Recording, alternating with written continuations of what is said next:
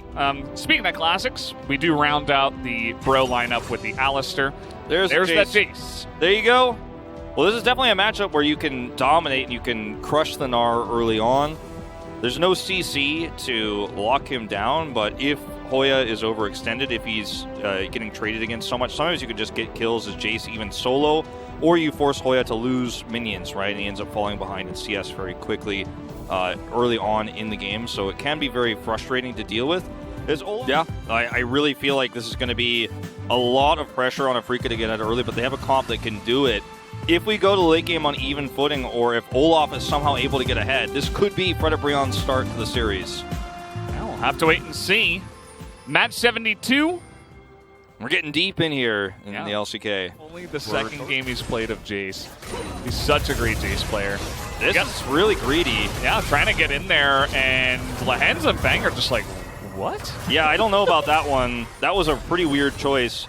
You can always tell, too, when the players just like, when an Alistair goes in like that and the players don't even walk backwards. Compete for this Rift Herald at all, right? They're setting up actually for a dive onto Lahenz, who is trying to run away now, but there is no escape. There's so many minions here still. He's buying a lot of time. Yeah, he's going to have the great health here, but 4-on-1. Didn't even need Yaharong, actually. He doesn't even get an assist. Wild. Mid lane is being shut down. The gold here that you're going to get for Afrika is arguably more significant, not to mention, some lost experience, a lot of lost minions across those waves. So Afrika actually almost even the gold, and this is still an issue up here on the top side of the map. And Dread is going to start to take Afrika's first Drake of the game. And with mid-prio here for Fly, it's another matchup issue. Uh-oh. I think he's in a really rough spot here. Umti is coming in. Yaharong is being burst down, and teleport as well. But actually, with the help of Senna, they're going to kill that Seraphine. Keen with the TP comes in, and that's going to be enough damage to take him out. Didn't even need the collateral damage, actually. It just sails past his dead body. And this is what happens. You have winning lanes everywhere, and they won as they're supposed to.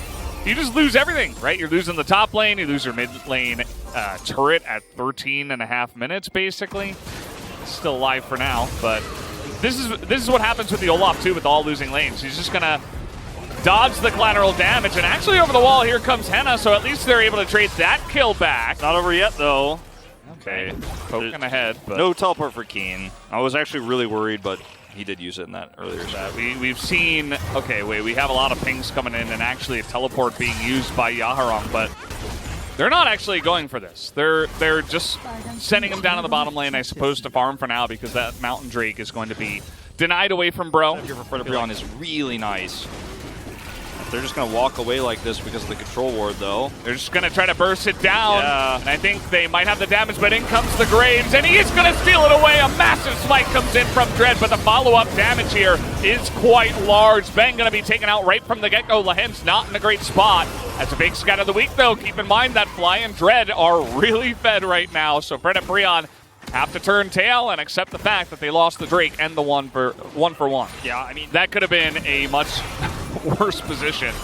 As we are going to have the Hex Blast here, this is going to be a nice little play, but the scat of the week is perfect as the Mega Gnar does come in. But Afrika have already disengaged. Look at the Olaf. He goes in and he goes out. You can't explain that. See you later. Bang is going to get caught here, though. The Devourer's not on time, and now the Encore is pretty big on the fly. And thank you, Henna.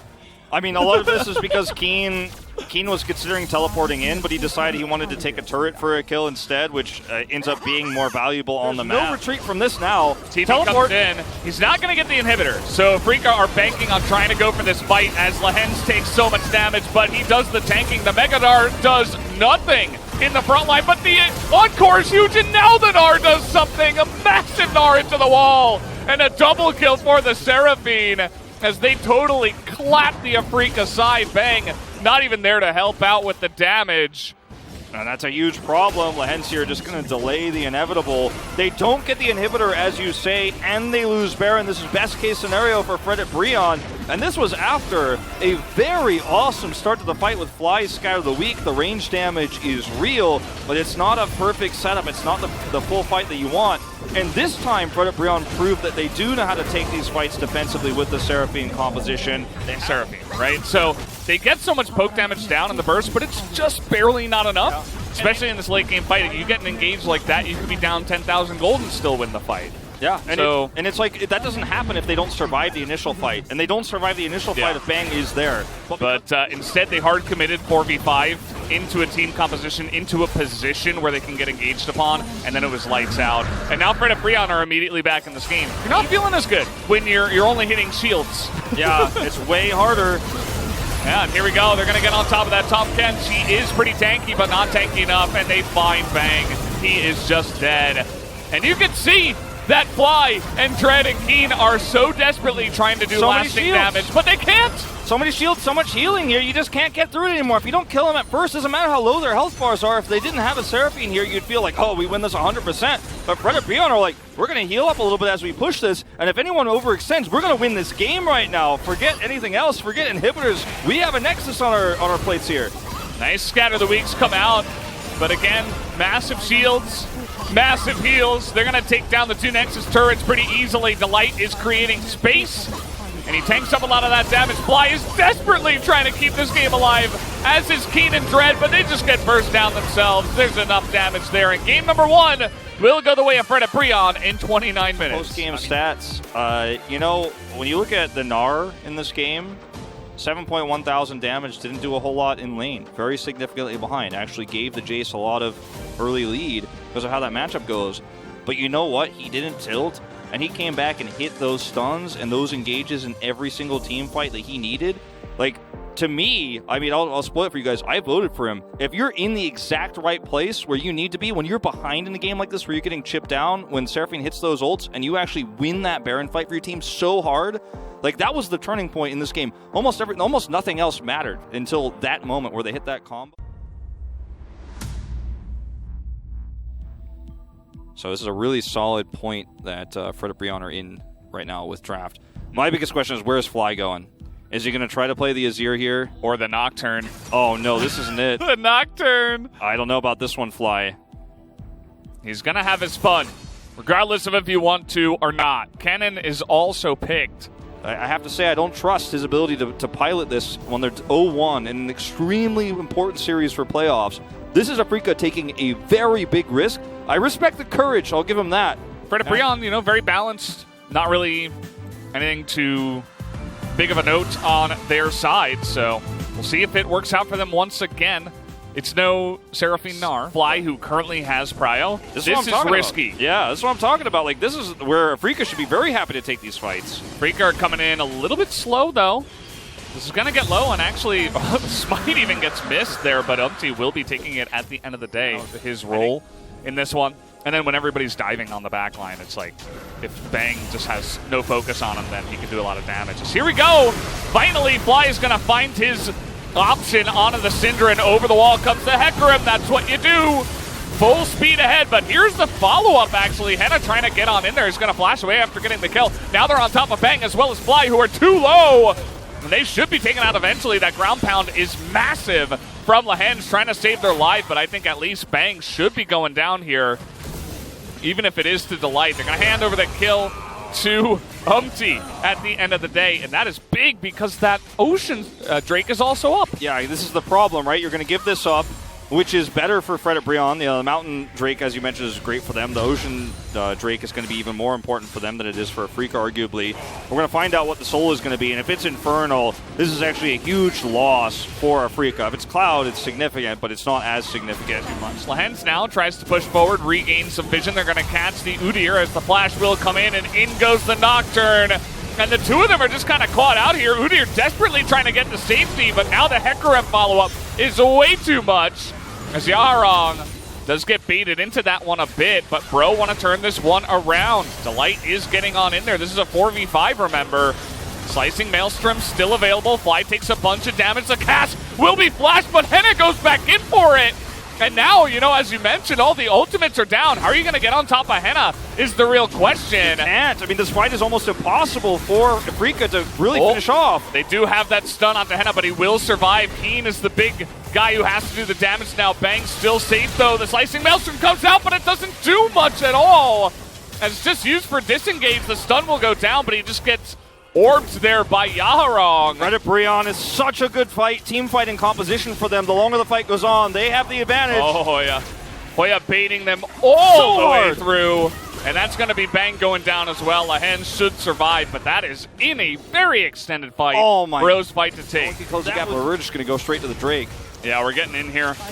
Team fight over the Drakes, every single one is very important as Delight tanking up a lot here in the Dragon Pit. Fly looking for it, is going to get on top of Henna in that back line, but Dread is diving as well, and he's taking an immense amount of damage, and he will go down to Hoya, and Fly will as well. The dives coming in. It's not over yet. Not over. Keen and Fly actually doing a nice amount of damage. Fly still alive here, trying to get on top of Umti as Yaharong is alone now, 1v2. These fights are so hectic every single time.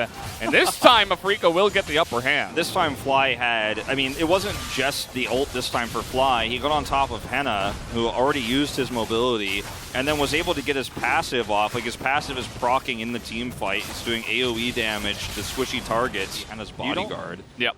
He has to stick with him and shut down the Nocturne every time. All right, well, this is also an option. You just find a squishy, immobile mid laner by himself up in the top lane. You take him out. Although the trade will come in, it's the power of Kaisa, I suppose, able to reposition very nicely. Lehens is in no man's land here in the river, just gets caught out. And that's a couple of kills for just Yaharong here in favor of Fred and Breon, and now they're just going to go with the Baron. It's a free Baron here now, and, I mean, despite the vision on it, it doesn't matter. There's nothing you can do if you're Afrika at this stage.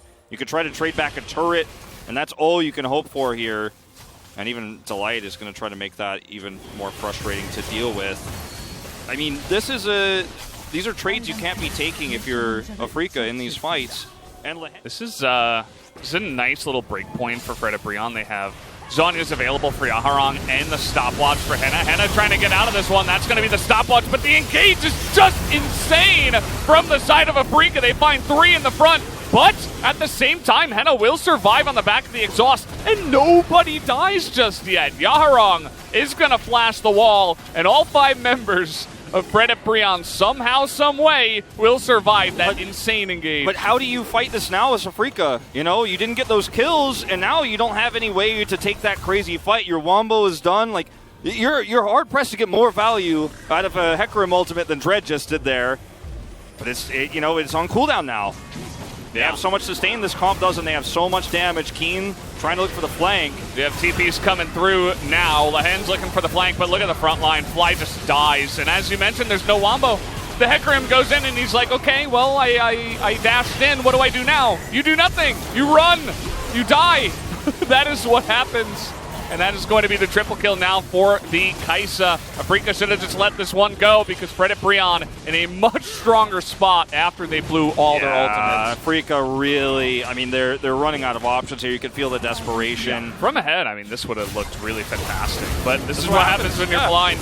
You have to send in your Alistair. Now, Delight is in the front line taking a lot of damage. The Varus ultimate is going to sail wide, and the Unleashed power is enough from Yaharong to take down the cow.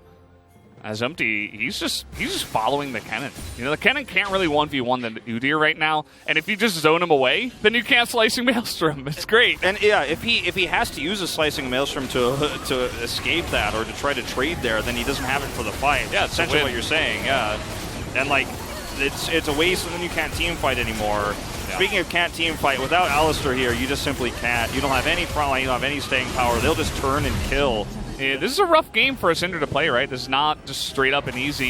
As Umti is going to find Keen here, Dread has to try to help him out. As now the Nocturne ultimate going to be used just to deny vision. That's not it. That's tragic, you know?